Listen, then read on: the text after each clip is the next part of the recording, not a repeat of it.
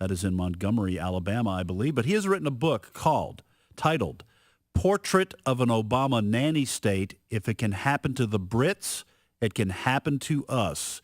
Lagarde, welcome to the program. Thank you. Good to be with you.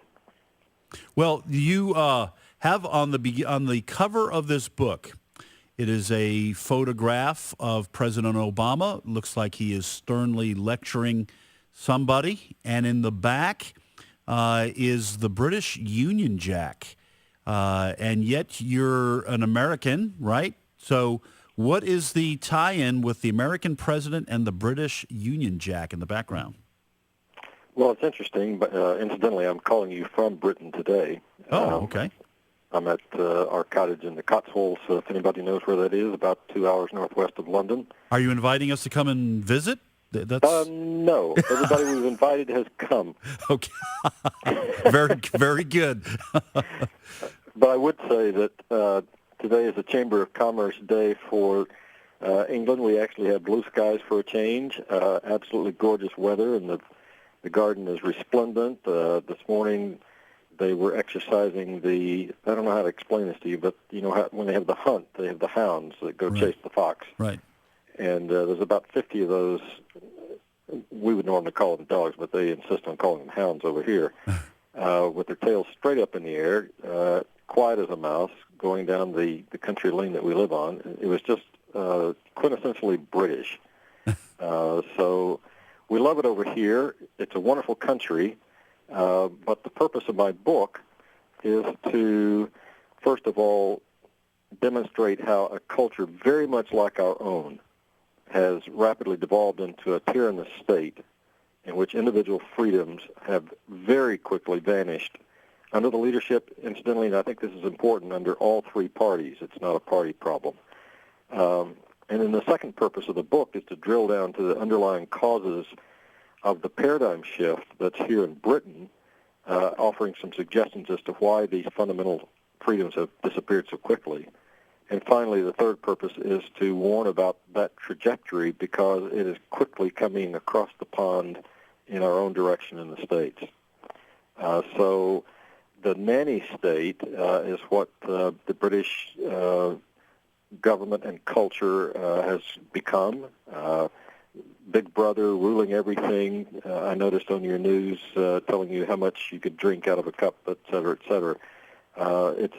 That's the nanny state that you have here, more rules and regulations than you can even begin to imagine. We already have many of them coming in the States, but unless you come over here, you can't believe where we're headed. And then the question is, well, why has it become that kind of a nanny state? And the reason for the Obama picture is because Obama is just the personification. He's not the cause, but he's the personification of the secularism that drives all the hyper-regulation that comes from the kind of administration that he runs. Lagarde, let me ask you this before we get to a few more specifics of this trend. Are you surprised at how quickly this has taken over America? I mean, what's taken over America? Well, this nanny state progress idea? towards a nanny state where the government regulates, virtually, or at least heading in that direction, virtually every area of our lives.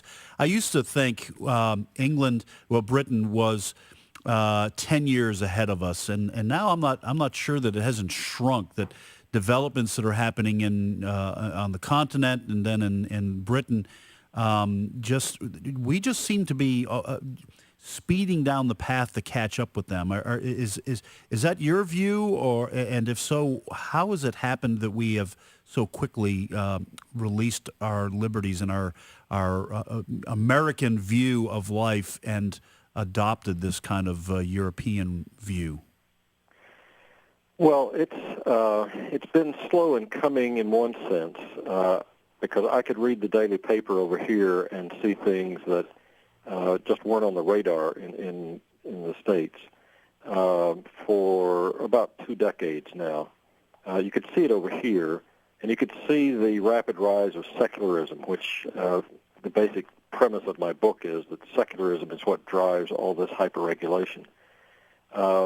but it's only been in the past 6 years, maybe, under the Obama administration in particular, where you have seen the speed up of catching up with secular concepts and with the hyper-regulation that goes along with that. So I think it's been a little bit slow in coming, but boy, now, I'll just give you a quick time frame reference, for example.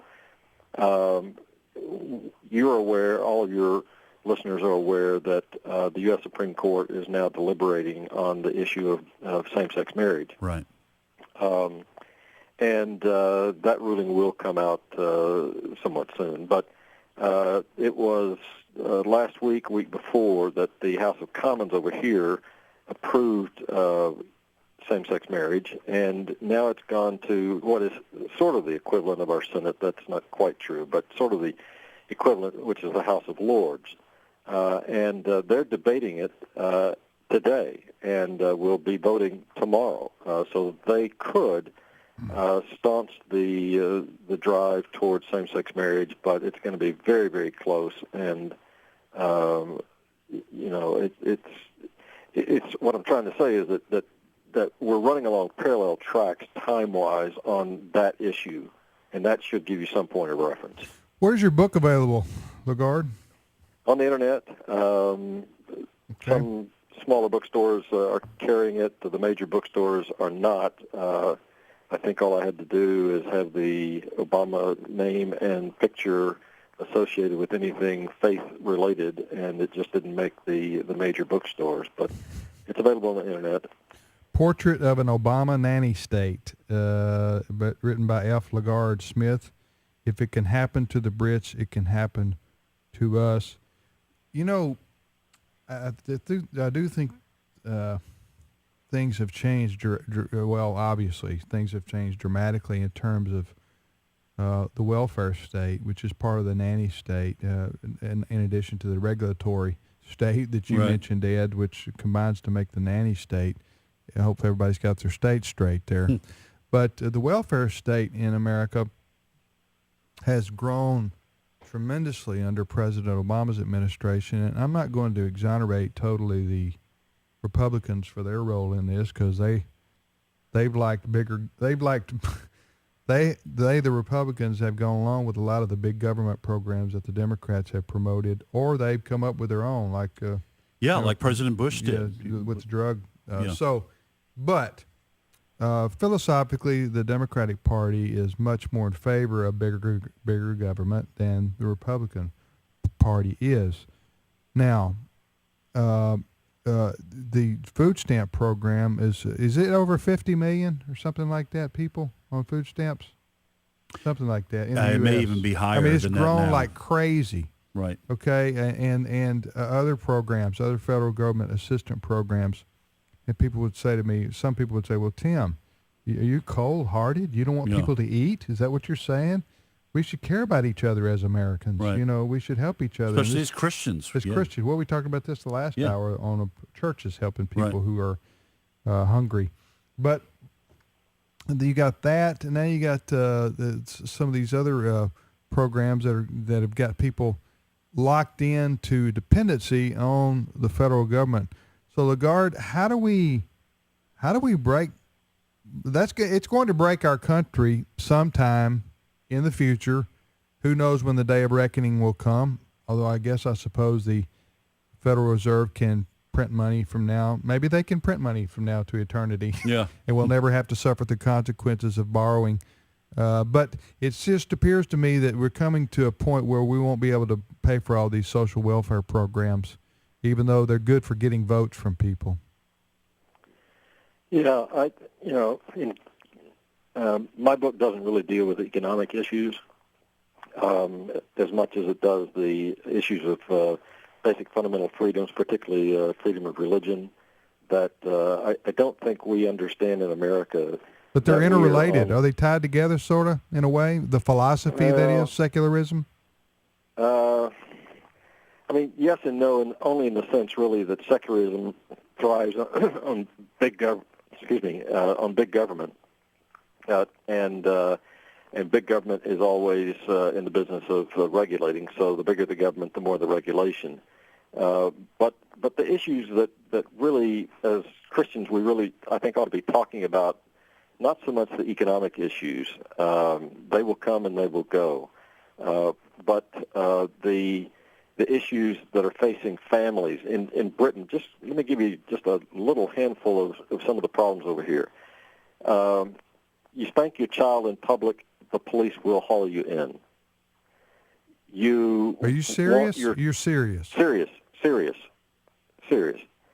If you take a picture of your children and any other children are about, you also could run afoul of the law because they're so obsessed with pedophilia over here that, first of all, a quarter of all adults have to have police background checks just to have a carpool of kids to school or be a coach at a little league or anything like that.